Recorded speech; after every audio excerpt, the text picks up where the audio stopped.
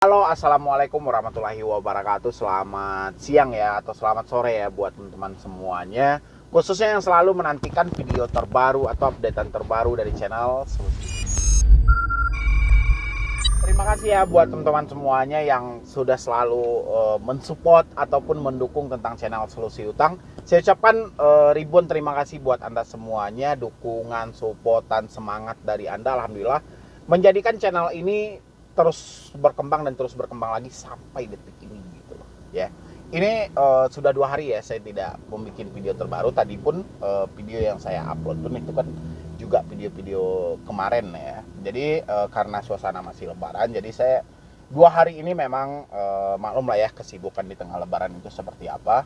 Belum lagi dengan kegiatan dan pekerjaan, belum lagi dengan ya saling silaturahmi, mungkin ada tamu ngunjungin ini ngunjungin itu ya, maklum karena itu sudah kewajiban ketika suasana lebaran. Jadi kita saling silaturahmi lah gitu loh ya. Jadi sebelumnya saya mau mengucapkan dulu buat teman-teman semuanya, walaupun telat ini ya, saya ngucapin minal izin wal faizin, mohon maaf lahir dan batin, terutama buat teman-teman semuanya ataupun dari mungkin pihak-pihak pinjol ya yang selama ini mungkin merasa terganggu mungkin dengan adanya channel Solusi Utang. Tapi karena ini suasana lebaran, saya mewakili semua dari kru ataupun keluarga besar dari channel Solusi Utang mengucapkan selamat Hari Raya Idul Fitri, minal izin wal faizin, mohon maaf lahir dan batin mungkin selama ini jadi tumbal atau kayak mana gitu ya.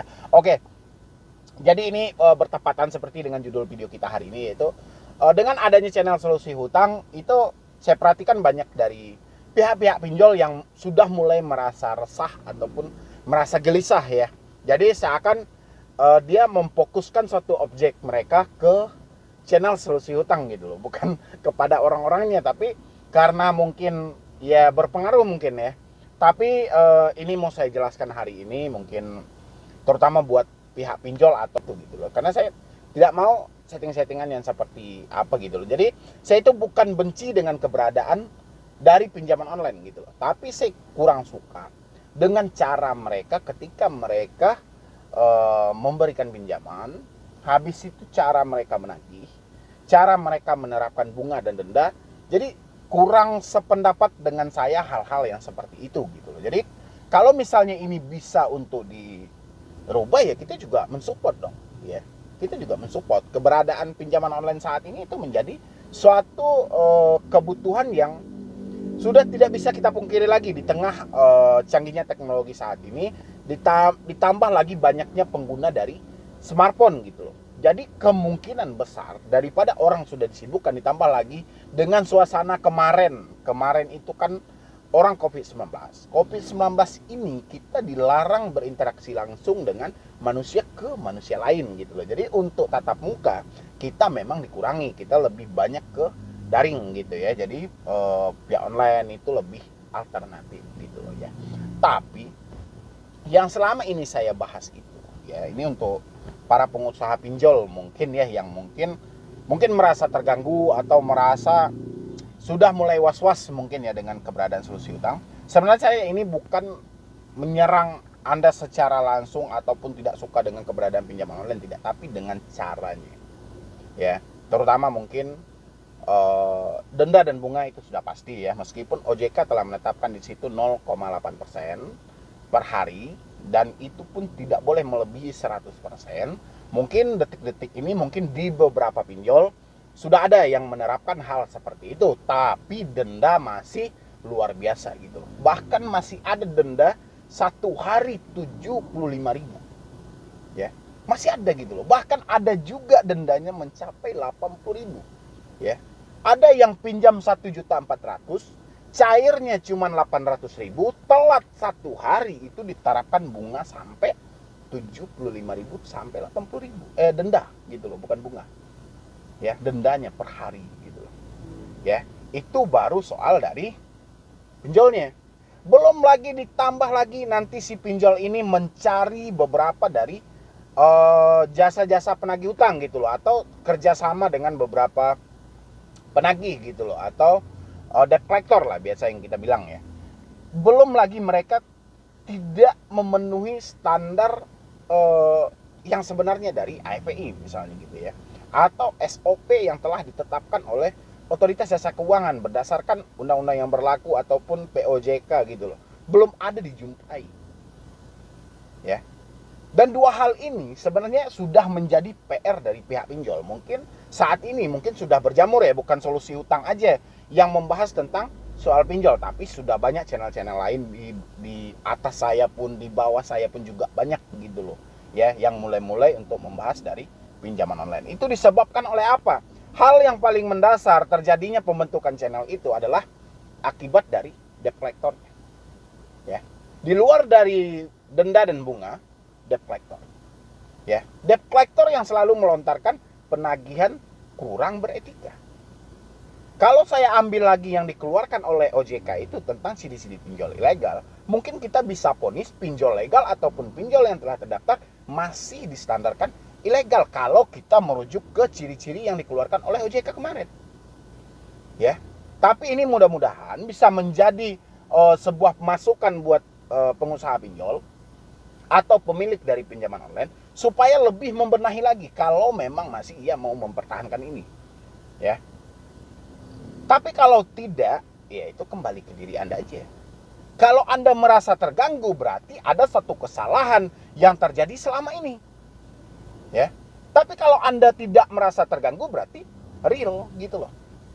Tidak semua pinjol yang ada di channel saya, tidak semua pinjol ya, cuman yang benar-benar ada saya jumpai gitu loh. Tapi kalau yang tidak saya jumpai, saya juga diam ya. Jadi itu kembali ke pihak pinjolnya. Kalau Anda merasa ada satu kesalahan, perbaiki ya. Atau kapan perlu kita juga boleh kita misalnya berkomunikasi gitu loh, bagaimana di lapangan. Karena selama ini saya yakin mungkin dari pengusaha-pengusaha pinjolnya mungkin tidak tahu mereka dengan siapa aja penagih hutang yang mereka bekerja sama ya. Jadi penyimpangan dalam penagihan itu banyak ya. Kita tidak bisa sebutkan, cuman coba introspeksi aja ya. Coba ditanya ke dalam aja ya. Jadi secara internal aja gitu loh, dibahas secara internal, nanti baru dikeluarkan, dicari fakta-fakta di luar itu seperti apa gitu loh. Dan dari situ kita bisa membenahi suatu kesalahan itu ya. Karena kita yakin, karena pinjaman online itu pasti akan menjadi sasaran utama dari masyarakat semuanya gitu loh. Karena itu lebih simpel, lebih tidak rumit, tinggal kita ngajuin aja, bla bla bla, semuanya udah selesai gitu loh ya. Jadi saya mungkin kalau dari pihak pinjol merasa terganggu dengan adanya solusi hutang, benahi ya. Kalau menurut saya selama ini yang saya bahas mungkin soal pertama dari penagih hutangnya, habis itu dari penerapan denda dan bunganya.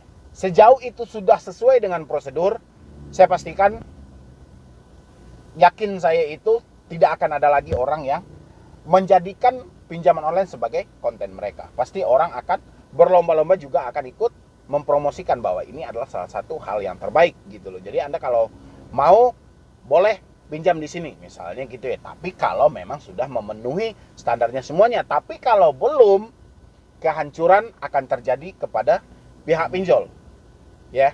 Ini bukan akibat orang telat bayar atau gagal bayar, tapi kesalahan dari mencari penagih hutangnya. Saya yakin itu gitu loh ya. Mungkin dari saya cuman itu aja. Mudah-mudahan itu bisa menjadi masukan dari pihak pinjol ataupun pihak debt collector yang menonton. Mungkin Anda bisa lebih bertanya lagi ke siapa yang menyuruh Anda, karena ini sudah banyak kejadian-kejadian yang sudah di luar logika gitu loh, sudah di luar SOP yang sebenarnya gitu loh ya. Mungkin saya kayak keroyokan, kayak yang di Kediri kemarin, kasus-kasusnya memang ini belum merujuk ke pinjaman online, tapi sudah ada dari leasing, dari koperasi gitu loh ya. Jadi mungkin dari saya cuman itu aja. Salah dan kurangnya saya mohon maaf, karena ini masih suasana lebaran, dan itu menurut asumsi saya dan berdasarkan dari konsultasi atau diskusi dari teman-teman semuanya. Itu saya simpulkan, cuman itu yang menjadi permasalahan. Pertama penerapan denda, bunga, habis itu cara penagihan ya.